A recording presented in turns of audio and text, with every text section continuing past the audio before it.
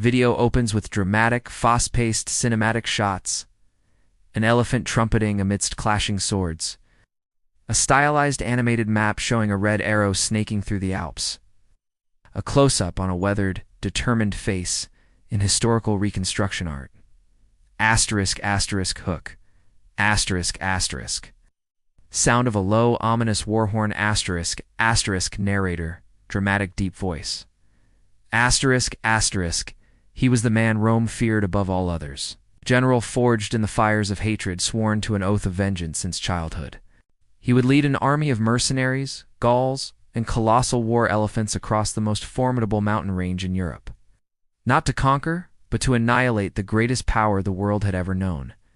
This is the story of Hannibal Barca and the revenge that almost destroyed Rome. Epic, cinematic music swells and then softens as the main content begins. An animated map appears, showing the Mediterranean, with Rome and Carthage highlighted. Asterisk, asterisk, narrator. Asterisk, asterisk, the year is 218 BC. The embers of the First Punic War, a brutal 23-year conflict, still glowed hot across the Mediterranean. Rome, the victor, had seized Sicily and Sardinia, crippling the maritime empire of Carthage and imposing humiliating terms of surrender. For the Carthaginian elite, it was a bitter defeat. But for one family, the Barcids, it was a personal vendetta. At the heart of this vendetta was a young boy who, at the age of 9, was brought by his father, Hamilcar Barca, to the temple of Balhaman there.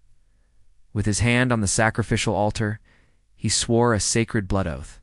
He would never be a friend to Rome. That boy was Hannibal. Artistic reconstruction of a young Hannibal taking the oath. The scene is dark, lit by firelight, emphasizing the gravity of the moment.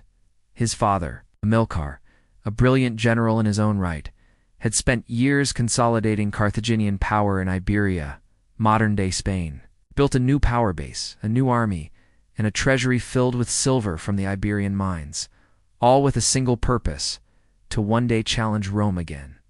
When Hamilcar fell in battle, his son-in-law Hasdrubal the Fair continued his work. But upon Hasdrubal's assassination, the army, without hesitation, unanimously acclaimed their true heir. At just 26 years old, Hannibal Barca took command. He had spent his entire life in military camps, learning strategy from his father, mastering the art of leadership, and earning the unyielding loyalty of the men he would lead into history. Animated map shows Hannibal's control in Iberia, with the city of Saguntum highlighted, shown as a Roman ally. Rome watched Hannibal's rise with growing unease.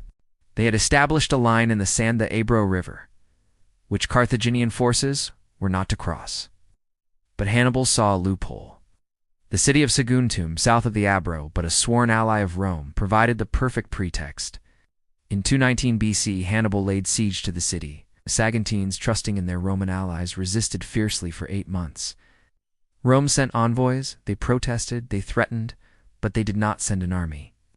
When Saguntum finally fell, sacked and its people enslaved, Rome's hand was forced. They sent an ultimatum to Carthage: surrender Hannibal, or face war. The Carthaginian Senate, swayed by the Barcid faction, refused. The Second Punic War had begun. The map animates dramatically. A massive Carthaginian army icon led by Hannibal begins to move from Spain. The Roman Senate was confident. They controlled the seas. Their legions were the finest fighting force in the world. They planned a two-pronged attack. One army, under Publius Cornelius Scipio, would sail to Spain to confront Hannibal on his own turf. Another would invade Africa to threaten Carthage directly. They expected a conventional war, fought on their terms.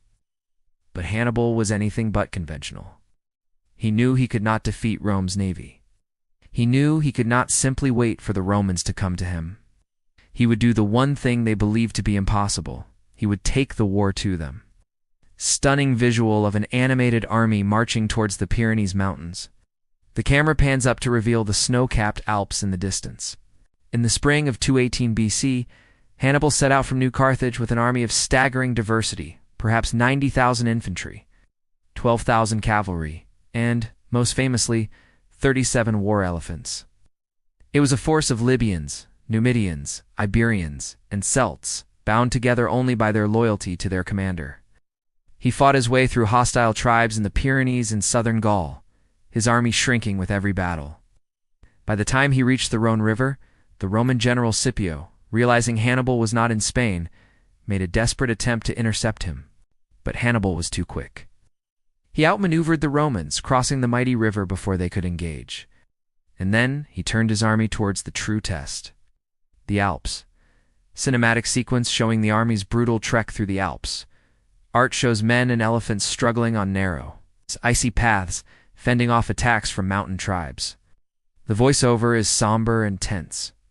It was late autumn. Snow already blanketed the high passes. The trek was a nightmare. His men, many from the warm climates of Africa and Spain, were unprepared for the freezing temperatures and treacherous terrain. Local Gallic tribes harried their columns, launching ambushes from the cliffs above, sending boulders crashing down upon the winding procession. Men and pack animals slipped from icy ledges, plummeting into the abyss. The great elephants, terrified and clumsy on the narrow paths, struggled immensely. It was a battle not against an army, but against nature itself. After 15 days of hell, what was left of Hannibal's grand army descended into the Po Valley of Italy. He had started the crossing with over 50,000 men. Now barely 26,000 remained, half-starved and frostbitten. Many of his elephants were lost. By any conventional measure, his force was spent, his invasion a failure before it had even begun. But Hannibal had succeeded in his primary objective. He had achieved total strategic surprise. He was in Rome's backyard. The animated map shows Roman and Carthaginian forces converging near the Ticinus and Trebia rivers. The Romans, stunned, scrambled to respond. General Scipio, having rushed back to Italy, met Hannibal's vanguard at the Battle of the Ticinus. It was a small cavalry engagement, but Hannibal's superior Numidian horsemen won the day. Scipio himself was gravely wounded, and his army forced to retreat. This small victory was a massive boost for Hannibal. Disaffected Gallic tribes, long resentful of Roman rule, began to flock to his banner, swelling his ranks. The Romans, now under the joint command of Scipio and the rash, overconfident consul Tiberius Sempronius Longus, consolidated their forces at the Trebia River. Longus was eager for a decisive battle. Hannibal would give him one, but on his terms. A detailed battle map animates the Battle of the Trebia. The narration becomes more tactical and intense. On a bitterly cold December morning, Hannibal sent his Numidian cavalry to harass the Roman camp, luring them across the freezing waters of the Trebia. The Romans, roused from their sleep without breakfast, charged into the icy river. As the chilled, waterlogged legions emerged on the other side, they found Hannibal's army waiting, dry, fed, and arranged for battle. The Roman infantry, despite their misery, fought with their customary discipline, pushing back Hannibal's center. But it was a trap. As the legions surged forward, Hannibal's cavalry, superior in both number and skill, swept around the Roman flanks, crushing their cavalry and crashing into their exposed sides. And then, the final, decisive blow.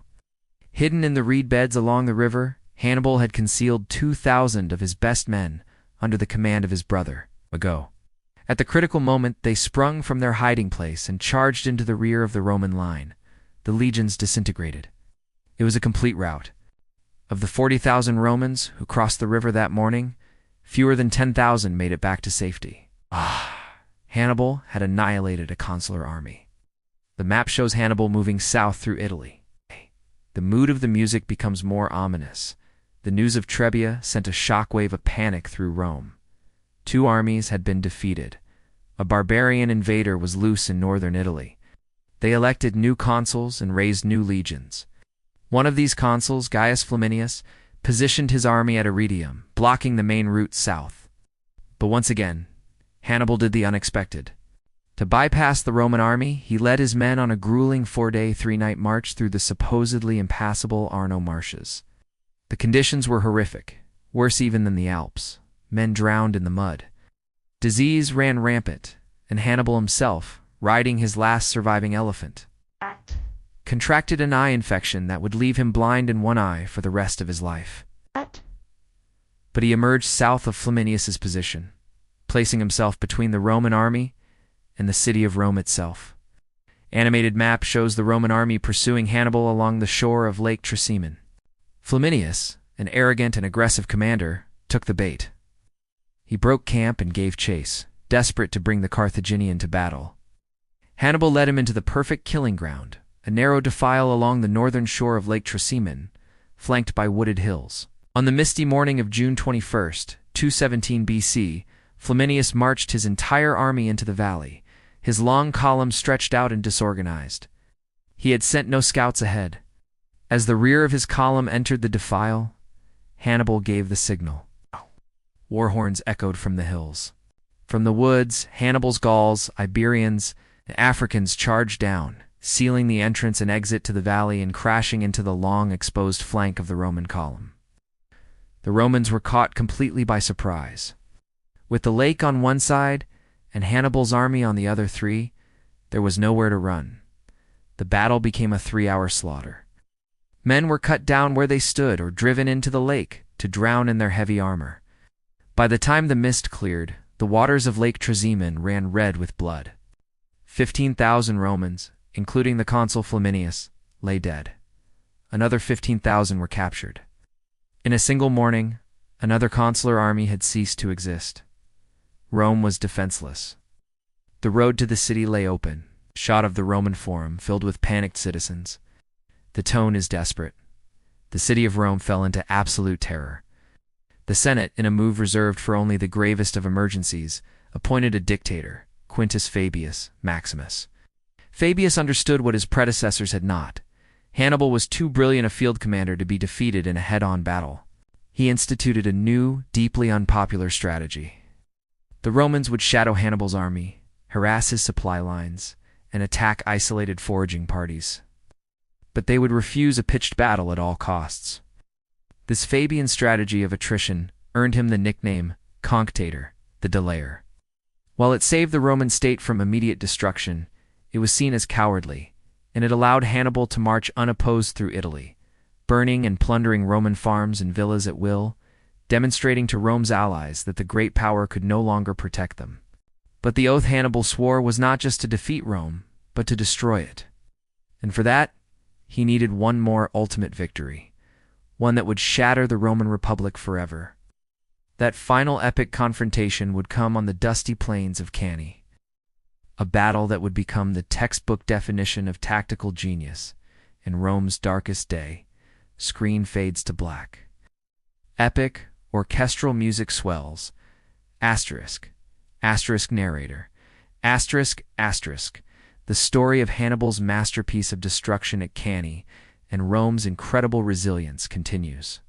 If you enjoyed this video, please like, comment, and share. Your support helps us create more content on the epic conflicts of the ancient world. End screen appears with links and visuals, and if you want to ensure you don't miss the next chapter in this incredible saga, make sure to subscribe to our channel and click the notification bell. We have many more stories of legendary commanders and epic battles to share with you. Thank you for watching.